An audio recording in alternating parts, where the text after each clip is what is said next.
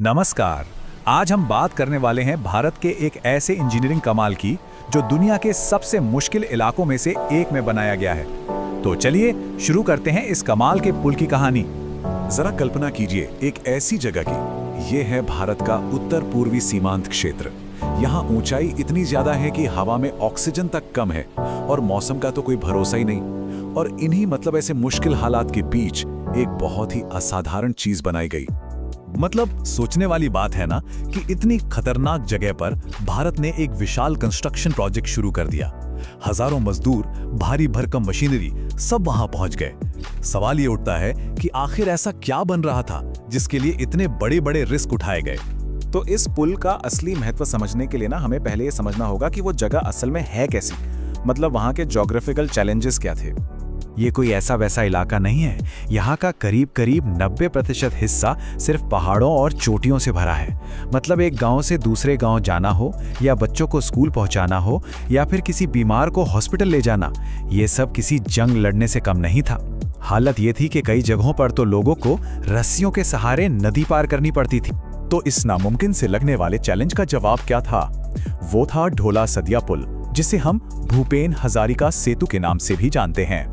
ये है भारत का अब तक का सबसे लंबा नदी पुल। कितना लंबा? 9.15 किलोमीटर।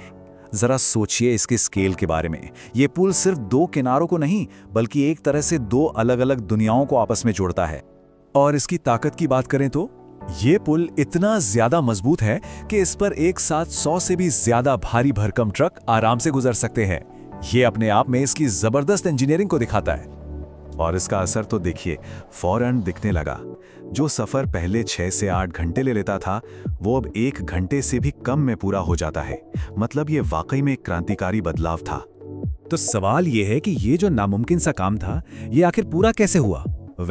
इसके पीछे हैं भारतीय इंजीनियरों और मजदूरों की दिन रात की मेहनत और उनका कमाल का हुनर। इसे बनाने में जो स्टील और कंक्रीट इस्तेमाल हुआ है ना, वो कोई आम मटेरियल नहीं है।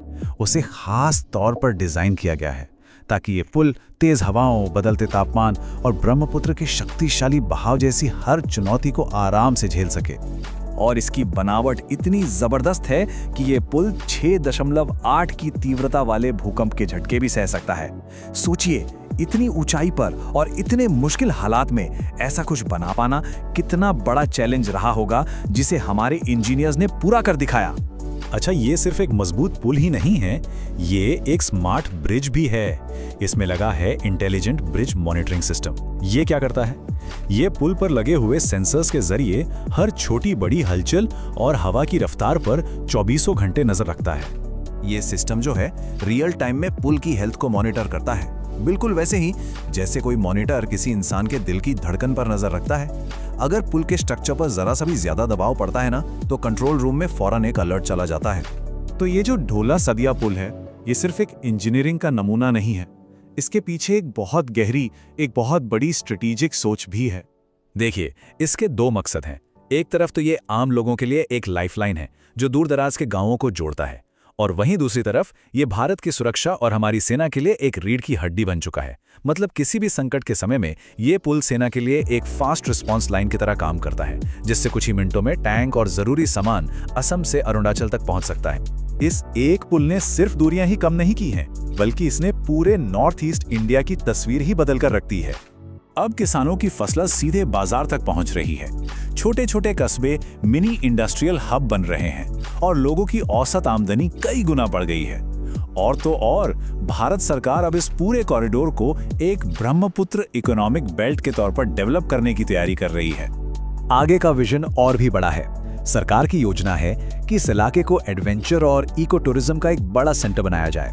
यहाँ पर modern view points, glass walkway और केबल कार बनाने पर भी काम चल रहा है। तो आखिर में ये पुल सिर्फ लोहे और स्टील का एक ढांचा नहीं है, ये इस बात का एक जीता जागता प्रतीक है कि भारत की पहुंच से कोई भी जगह दूर नहीं है। ये दिखाता है कि जहां रास्ते खत्म होते हैं, वहीं से भारत नए रास्ते बनाने की हिम्मत रखता है।